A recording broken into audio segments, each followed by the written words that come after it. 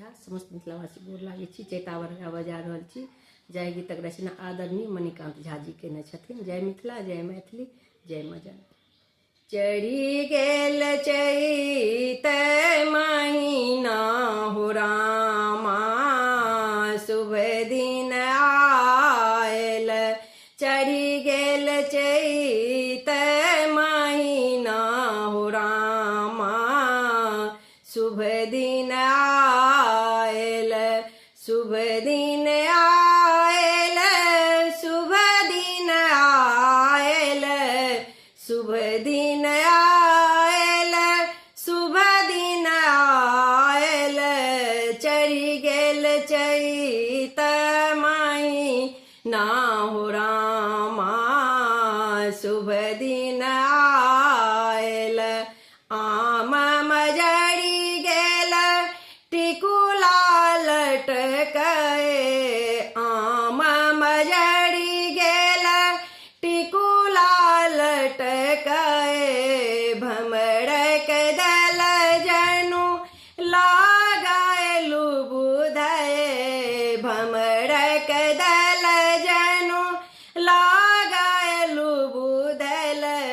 कड़की सुनाबे बायना हो रामा, शुभ दिन आयल। कड़की सुनाबे बायना हो रामा, शुभ दिन आयल। चढ़ी गेल चैत महीना हो रामा, शुभ दिन आयल। गेना गुलाब संग बेली फुलायल, गेना गुलाब संग बेली फुलायल। अतर फुलेल जनु सब लगायल, अतर फुलेल जनु सब लगायल। दूसो चारी भेल नायना हो रामा, आयल शुभ दिनमा। दूसो चारी भेल नायना हो रामा, शुभ दिन आयल। चढ़ी गेल चैत महीना हो रामा, शुभ दिन आयल। कागा चार चढ़ी चढ़ी कुचरई, कागा चार चढ़ी चढ़ी कुचरई। मणिकांत पी के आबई उचरई, मणिकांत पिया के आबई उचरई।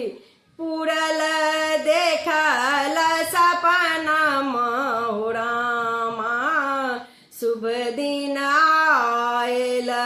पुरल देखल सपना हो रामा, शुभ दिन आयल। चढ़ी गेल चैत महीना हो रामा, शुभ दिन आयल। चढ़ी गेल चैत महीना हो रामा, शुभ दिन आयल। धन्यवाद।